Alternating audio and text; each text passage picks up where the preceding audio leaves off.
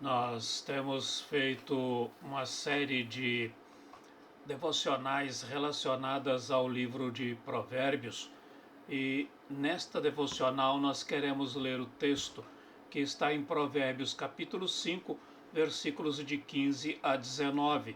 E nós vamos ler na Nova Versão Internacional, que diz assim: Beba das águas da sua cisterna, das águas que brotam do seu próprio poço. Por que deixar que as suas fontes transbordem pelas ruas e os teus ribeiros pelas praças? Que elas sejam exclusivamente suas, nunca repartidas com estranhos. Seja bendita a sua fonte. Alegre-se com a esposa da sua juventude. Gazela amorosa, corça graciosa, que os seios de sua esposa sempre o fartem de prazer e sempre o embriaguem com os carinhos dela. A metáfora da água no texto que nós acabamos de ler tem a finalidade didática de expor a prática correta de homens e mulheres casados em seu relacionamento conjugal. Assim, o escritor ordena: beba das águas da sua cisterna, das águas que brotam do seu próprio poço. Esse é um chamado à fidelidade conjugal. Nessa figura, a esposa é representada como a água que sacia a sede do seu marido. Um modo mais literal de expor a mesma coisa é dito pelo escritor na frase: alegre-se a esposa da sua juventude, alegre-se com a esposa da sua juventude. Ou seja, aquela que o homem tomou para si no passado, sem substituí-la por outra. O sábio procura prevenir a tentação de querer saciar os desejos com outras mulheres, pois o pensamento de que outras pessoas têm apenas vantagens e não defeitos é um erro digno de os seres humanos mais insensatos. Por isso, o sábio chama os maridos a olhar para suas esposas como uma gazela amorosa, como corça graciosa, de modo que os seios de sua esposa sempre fartem o marido de prazer e sempre o embriaguem com os carinhos dela. A linguagem é ousada, é explícita, mas ela é apropriada ao necessário apego e deleite do casal entre si. Se o homem deve beber e se fartar apenas do seu poço, tem também o contraponto disso quando diz que as águas desse manancial também devem ser exclusivamente suas. Pelo que o escritor de Provérbios pergunta: por que deixar que as suas fontes transbordem pelas ruas e os teus ribeiros pelas praças? Essa pergunta retórica tem a intenção de expor a necessidade de fidelidade também por parte da esposa. Entretanto, o modo como essa afirmação é dirigida aos homens revela a necessidade de cuidado por parte dos maridos em relação às suas esposas, tanto ao serem fiéis, como também de serem amorosos. O texto, longe de justificar qualquer infidelidade feminina, ele parece informar que a falta de amor e de cuidado por parte dos homens serve de incentivo para que mulheres busquem fora de casa o que não encontram em seu casamento. Já que isso é inaceitável, marido e esposa devem completar a vida um do outro, fazendo com que as tais águas sejam exclusivamente suas, nunca repartidas com estranhos. Portanto, não se iluda com as enxurradas caudalosas que carregam lama por toda parte, mas valorize e cuide do poço que Deus lhe deu, para saciar sua sede, refrescar a sua vida, de modo que seja bendita a sua fonte. o extenso, consistente ensino sobre o mal do contato sexual extraconjugal leva a questionamentos sobre a natureza do provérbio e a sua relação com os materiais jurídicos. É que esse tema ele é abordado numa série de capítulos dos livros de Provérbios. Nós estamos lendo apenas um pequeno trecho de um capítulo que trata quase que exclusivamente do tema do assunto e que vai voltar nos capítulos seguintes se continuarmos lendo o livro de Provérbios nesses capítulos que se seguem. Esse tema acaba trazendo de novo essa relação com os materiais jurídicos.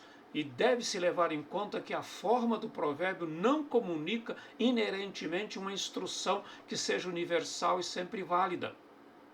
No entanto, o ensinamento sobre como evitar relações extraconjugais é sempre e sem exceção verdadeiro.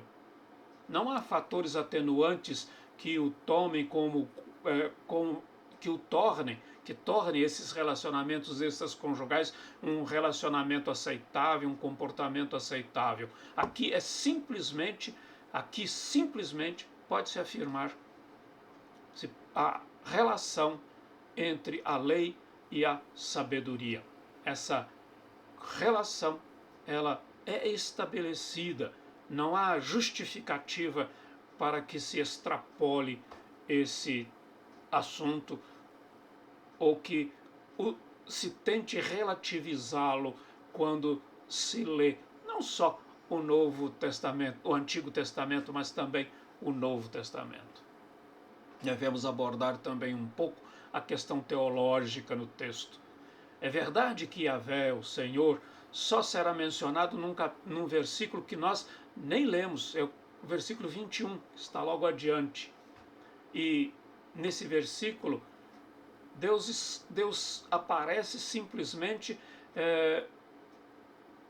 observando o comportamento humano para motivar o filho a permanecer no caminho certo, ou seja, para motivar o aprendiz de sábio, o que aqui recebe a instrução a permanecer no caminho certo. Em todo o texto bíblico, a metáfora do casamento é usada também para o relacionamento com Deus. O ponto comum de referência é que eles são os dois únicos relacionamentos mutuamente exclusivos que os seres humanos podem desfrutar. Isto é, ter um único cônjuge e ter um único Deus, que no caso é Yahvé. O aspecto mais difícil do ensino do livro de Provérbios sobre relações sexuais ilegítimas tem a ver com a perspectiva masculina. Nós já, de certa maneira, já falamos um pouquinho disso quando abordamos que a questão de ser fiel é também algo que envolve a esposa na medida em que a água do poço não deve ser derramada para a rua, para lugares estranhos. Em resposta disso, que é essa questão da perspectiva masculina, nós devemos nos lembrar que o livro foi escrito para homens, ou seja, de sábios, no sentido de um ser masculino, para outros homens, que no caso eram aprendizes, que estavam no caminho que leva à sabedoria. Não foi dirigido a tolos, nem a todas as pessoas e muito menos a tolos. Esses jovens que eram os destinatários dos ensinos do sábio podiam passar da condição de sábios para tolos, tornando-se predadores sexuais. Mas, por enquanto, na imaginação do discurso, eles não eram. E como já foi dito anteriormente, o provérbio é uma forma sensível ao tempo e às circunstâncias.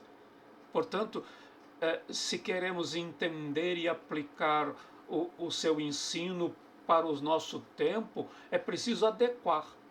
E adequar o ensinamento ao tempo em que nós vivemos. Isto é, se estamos falando de fidelidade, portanto, não é só a fidelidade do homem à mulher, mas também da mulher ao homem, do esposo à esposa, da esposa ao esposo. Ambos devem beber do mesmo poço, um poço de água limpa, e usufruir do prazer e da alegria que o relacionamento conjugal pode e deve proporcionar. Que Deus possa abençoar a cada um, a cada uma que nos vê e nos assiste. Que Deus abençoe a todos e todas. Se você gostou desse vídeo, deixe aí o seu gostei, o seu like, compartilhe com mais uma pessoa e comente, porque isso cria engajamento nas redes sociais. E se você puder nos ajudar, na descrição do vídeo tem algumas propostas que você pode aceitar ou não. Que mais uma vez fiquem com Deus.